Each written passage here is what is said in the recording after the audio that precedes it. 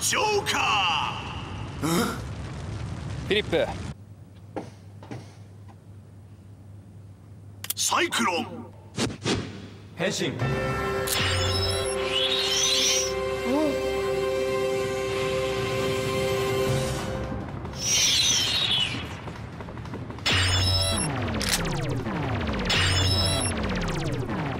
イクロンジョーカー。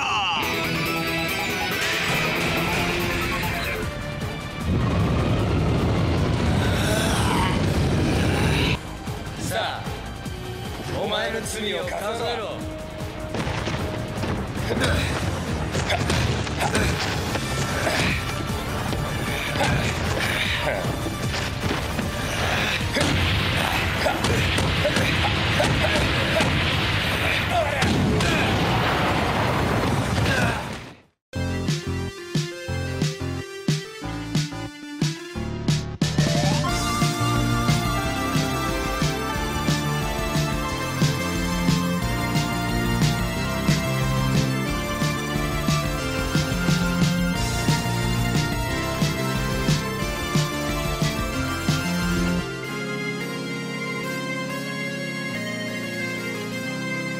Bonjour à tous et bienvenue dans Tokuscope, votre émission sur la science-fiction japonaise et le tokusatsu.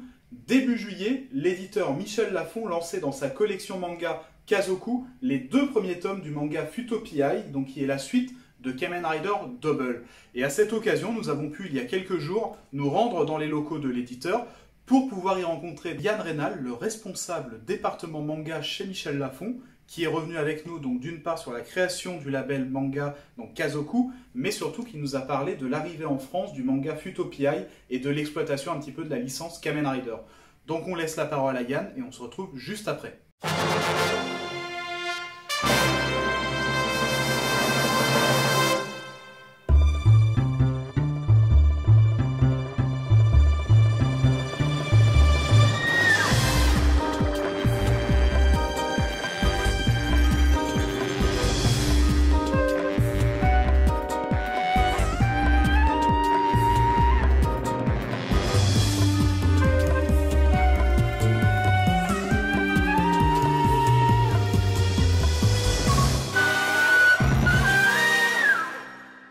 Yann Rénal, qui est responsable un peu du département manga de Michel Lafon, où j'ai passé 6 ans dans cette maison. Je me suis d'abord occupé de littérature en tant qu'assistant, et ma passion pour le manga, pour le webtoon, pour la culture asiatique de manière générale, a mal aidé justement à ce que cette maison généraliste, qui fait surtout de la littérature, du document avec des personnalités depuis 40 ans maintenant, s'ouvre au manga, s'ouvre au webtoon. Donc on s'est lancé il y a maintenant 1 an sur le manga japonais. Je m'occupe de développer tout ce catalogue, tout ce label qui s'appelle Kazoku, ce qui me permet aujourd'hui de lier ma passion pour le manga, la culture asiatique, avec cette maison familiale que j'aime beaucoup, parce que justement elle m'a donné ma chance à tous les niveaux. Michel Lafon a commencé le manga officiellement avec le manga du youtubeur Le Rire Jaune, donc Kevin Tran, qui a été un très beau succès, qui nous a ouvert les portes des rayons manga des librairies, de certaines librairies manga spécialisées également, parce qu'au début évidemment on n'était pas présent. Et fort de succès, on a voulu quand même capitaliser un petit peu là-dessus, sachant que c'est un marché très porteur de l'édition. On s'est dit ça serait dommage de juste s'arrêter là. Il y a quand même des belles opportunités, des belles possibilités. Et est arrivé le Covid, les confinements, et au Japon, donc, Ryota Kurumado a adapté le roman La Peste d'Albert Camus. Les éditions Michel Lafon ont des liens assez forts avec la famille d'Albert Camus, avec ses ayants droit, ses héritiers, qui nous ont dit regardez, il y a ce manga, vous voulez vous relancer.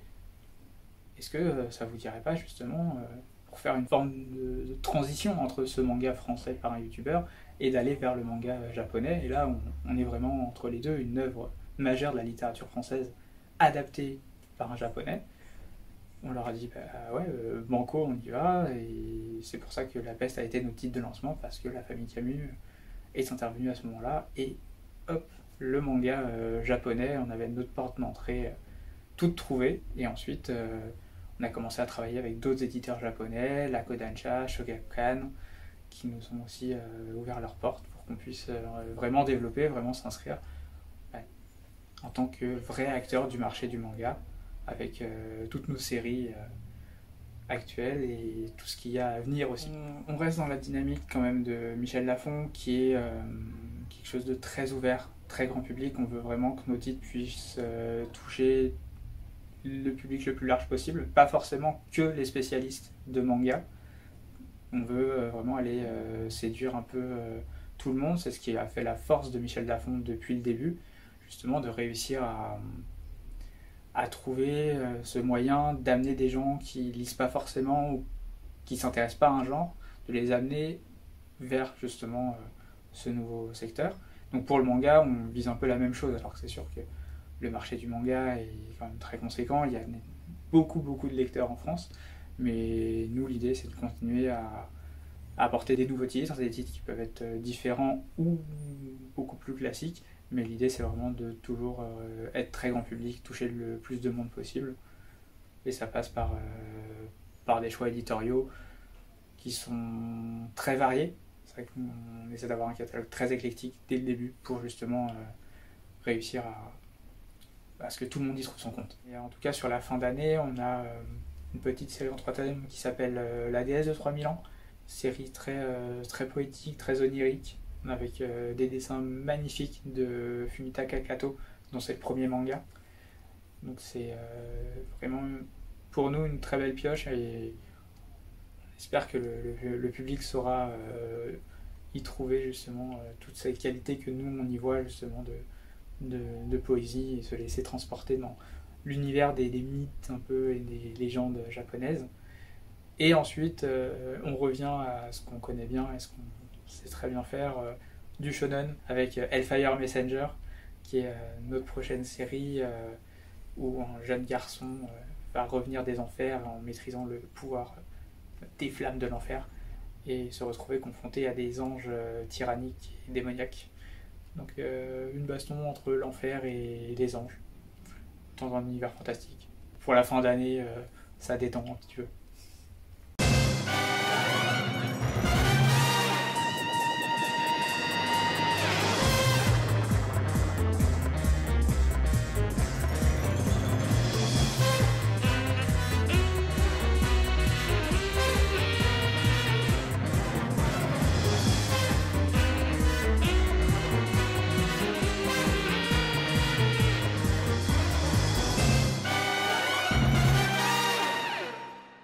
Utopia, c'est la suite donc, de la série Kamen Rider Double qui a été diffusée au Japon fin des années 2000. Il y a deux personnages principaux, donc Shotaro et Philippe, qui sont deux détectives qui font de l'agence de détective Narumi, où ils vont enquêter sur les affaires liées aux Dopens. Donc cette série a connu un très beau succès au Japon, à la télévision, a été adaptée en manga par Riku Sanjo, un scénariste à qui on doit déjà une très belle adaptation avec Dragon Quest, la quête de Dai.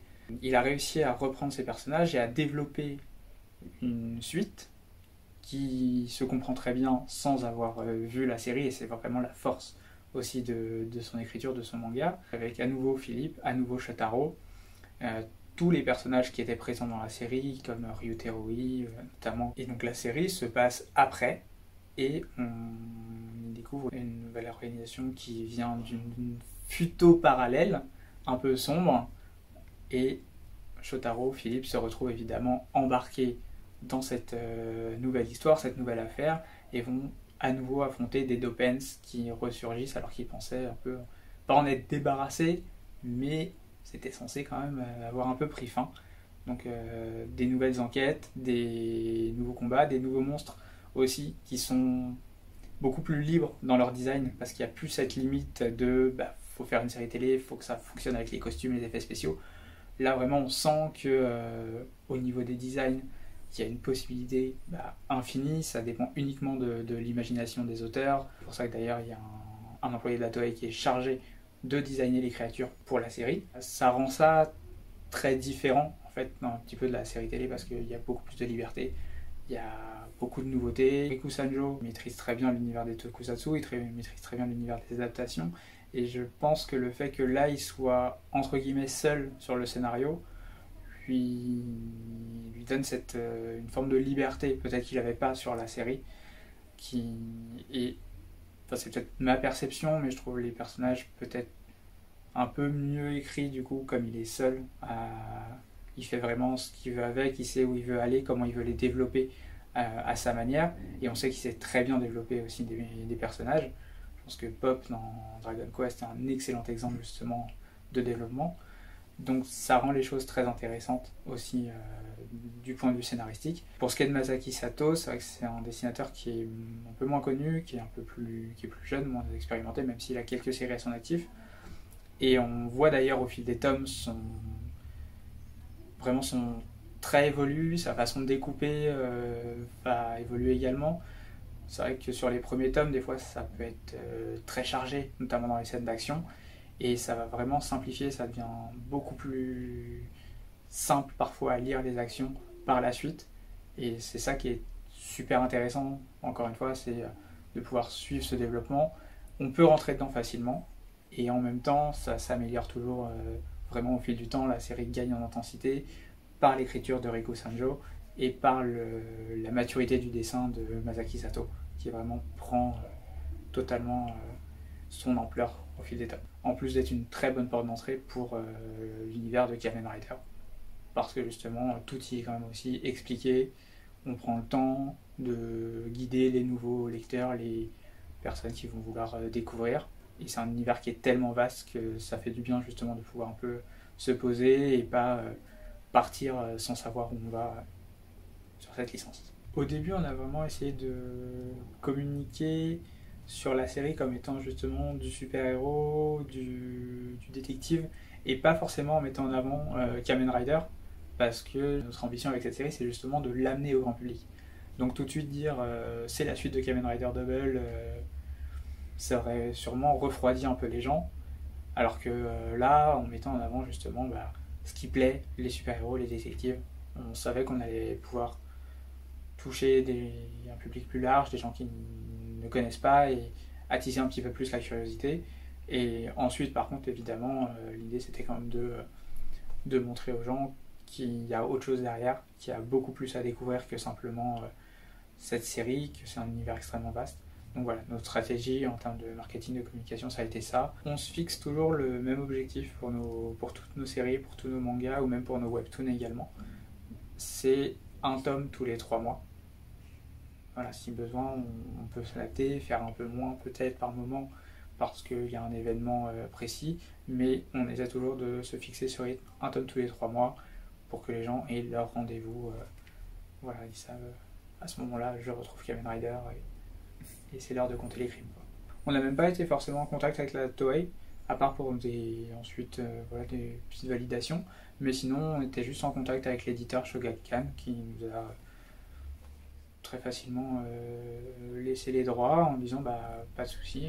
Nous on leur a dit qu'effectivement on voulait en faire un bel événement, qu'on voulait en faire un peu le fer de lance shonen de notre collection en 2022. Après 6 mois d'existence, pour nous il fallait lancer une série qui soit forte, qui soit représentative un peu aussi de nos ambitions, de ce qu'on voulait montrer chez Michel Lafon.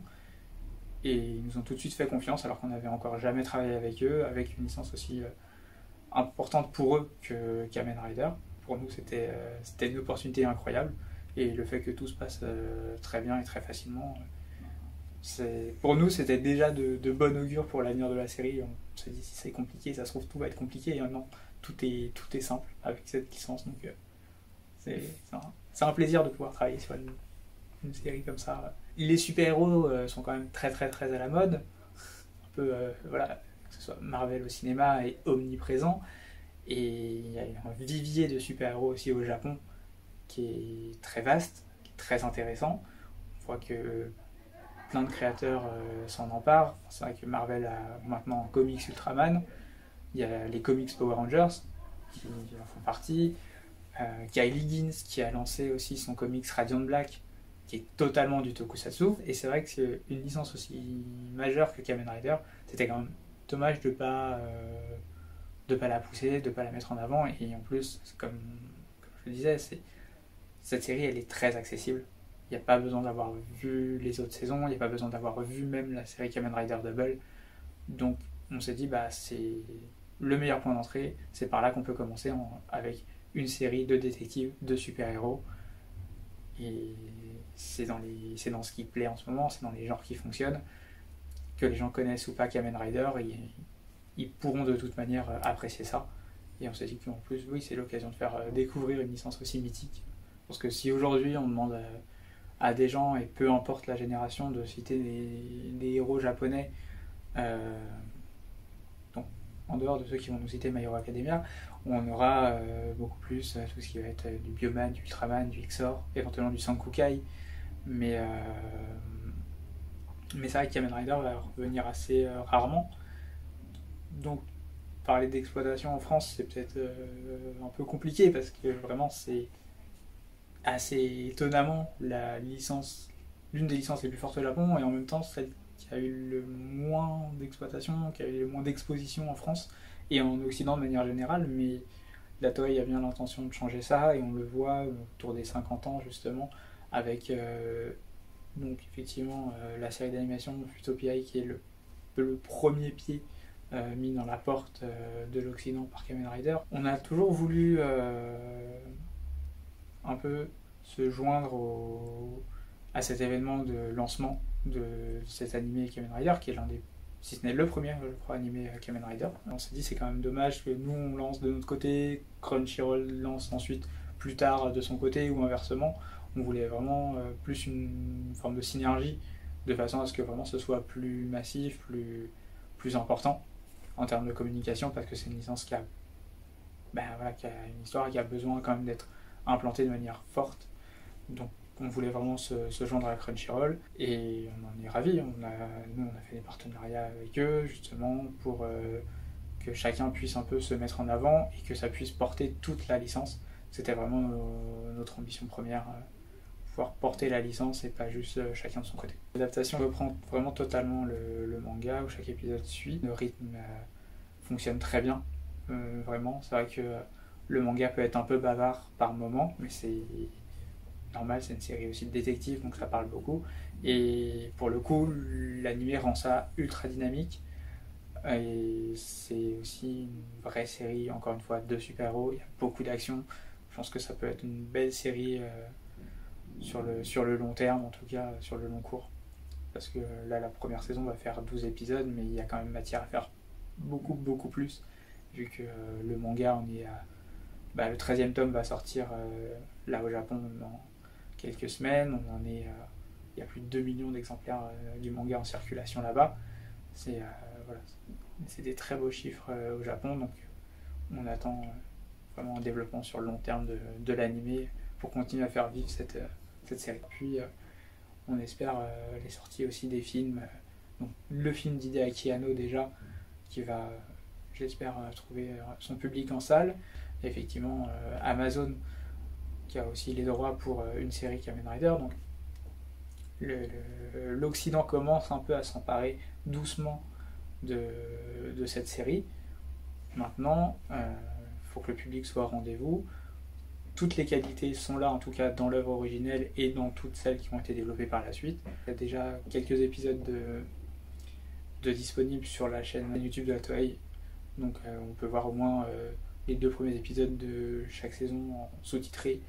Donc ça rend déjà les choses un petit peu plus simples pour les gens pour découvrir. Mais encore une fois, c'est que 2 épisodes sur des saisons qui en vont faire 50. Donc c'est assez peu pour se faire une idée. Mais espérons qu'effectivement, le fait qu'il y ait cette volonté d'ouvrir à l'Occident ait un vrai impact, et qu'on puisse tous découvrir tout cet univers. J'ai découvert, comme beaucoup, l'univers justement des héros japonais par... évidemment Power Rangers quand j'étais tout petit. Power Rangers, Beetleborgs, ça m'a vraiment pas mal passionné, justement, tous ces héros qui se transformaient et qui n'étaient pas forcément des héros dotés de super pouvoirs façon X-Men et autres. Et je me suis un peu plus plongé là-dedans, et c'est là que j'ai un peu découvert aussi tout ce qui va être Sankukai, XOR, dont j'ai regardé je ne sais combien de fois les VHS à l'époque. Dans Tokusatsu, je suis vraiment sur tout ce qui va être Henshin et super-héros, beaucoup plus que Axé Kaiju. Donc c'est pour ça que Kamen Rider me paraissait plus comme une évidence. Mais en fait, j'adore ces univers, j'adore toutes ces saisons qui à chaque fois vont avoir cette thématique différente. Donc on n'est jamais sur quelque chose de répétitif, même si effectivement chaque épisode va avoir cette même structure, chaque saison va quand même apporter sa petite touche parce que l'univers va être différent. On disait Kamen Rider PI, c'est une détective, mais si on prend une série plus récente comme Kamen Rider Saber, qui est beaucoup plus sur l'imaginaire, avec ce héros qui est un auteur et qui se retrouve avec des pouvoirs de Kamen Rider, qui va se battre avec une épée dans des mondes fantastiques. Et c'est vraiment cette possibilité de toujours un peu changer d'univers, changer de héros, changer les personnages. C'est vrai que ça... Il y a toujours un attrait justement où on se lasse pas en fait. Les deux séries peuvent totalement coexister au même titre que toutes les saisons Kamen Rider réussissent à coexister parce qu'on est sur des segments qui sont assez différents, c'est-à-dire que là où Isan Manga a ce côté très nostalgique, c'est les anciennes séries. Je pense que pour des gens qui connaissent Kamen Rider, ils vont avoir envie peut-être de redécouvrir l'univers de Shotaro Ishinomori qui a créé Kamen Rider. Là où par contre Futopia s'adresse aussi à des gens qui ne connaissent pas du tout la licence et peuvent amener les gens à la découvrir et ensuite à se plonger effectivement dans ce qu'a fait Shotaro Ishinomori, dans le catalogue d'Isan Manga, parce que on est sur une narration qui est plus moderne, un dessin, des designs qui sont aussi un peu plus modernes au niveau des gadgets qu'ils vont utiliser. Parce que c'est pareil, l'Ultraman de Kurokawa est très moderne, il est totalement différent, on n'est plus sur de l'affrontement de kaiju, on n'est plus sur des héros démesurés, on est sur là c'est un lycéen dans Ultraman qui se retrouve avec ces pouvoirs-là, qui découvre que cet univers existe réellement, que les extraterrestres sont bel et bien là. Et là, du coup, effectivement, Kamen Rider, c'est la même chose, c'est des gens normaux qui ont ces pouvoirs de super-héros. Donc ça rend les choses peut-être plus accessibles, plus ouvertes au public, avec effectivement des œuvres plus modernes, dans l'approche graphique, dans l'approche narrative. Et en plus, c'est vrai que c'est certes une licence Kamen Rider, mais c'est aussi une vraie série de détectives, avec vraiment des enquêtes qui sont écrites, qui sont travaillées, et on se plonge dedans, on les suit un peu comme un polar. Et c'est vrai que la partie super-héros, elle est évidemment présente, mais en même temps, c'est pas que ça, c'est pas que de la baston de super-héros. Moi, c'est pour ça que j'aime beaucoup comparer cette série à Batman, dans l'idée, avec justement, c'est des enquêtes, il y a un côté un peu surnaturel, super-héroïque, mais en même temps, on perd jamais cette ambiance détective, et c'est ça qui est super agréable et qui rend cette série très, très, très accessible à tous. Le tome 3 de Utopia qui sort là le 8 septembre, donc déjà 3 tomes qui sont disponibles, et il y aura le 4e aussi avant la fin d'année. Donc ça donne un bel aperçu déjà de tout ce qui est de l'univers de la série et du ton qui est donné par Riku Sanjo et Masaki Sato à cette licence. Merci à Yann d'avoir pris de son temps et de sa disponibilité pour nous recevoir et pour pouvoir échanger autour du manga, donc Futopia. On le rappelle, les 2 premiers tomes sont disponibles depuis le 7 juillet. Le tome 3 sera donc disponible ce 8 septembre. Et concernant le tome 4, il faudra attendre le mois de novembre pour pouvoir vous le procurer dans vos librairies. En tout cas, que vous soyez fan de Kamen Rider ou non, je vous encourage à vous procurer le manga, ça se lit très très facilement, c'est très très chouette, il y a une histoire polar qui est vraiment très prenante, donc n'hésitez pas. Et sinon, donc, si vous êtes de passage sur Grenoble le week-end du 17 et 18 septembre prochain, n'hésitez pas à faire un tour par le Japan Alp Festival, organisé par Annie Grenoble et notre ami Guillaume Lopez de la chaîne Okuto no Run, qu'on salue au passage. Lors du week-end, vous pourrez nous rencontrer lors de conférences, donc si vous êtes dans le coin, n'hésitez pas, je pense que ça va être très sympa, mais en tout cas, on vous souhaite à tous une excellente rentrée en ce mois de septembre. Et comme d'habitude, prenez soin de vous et transmutez-vous.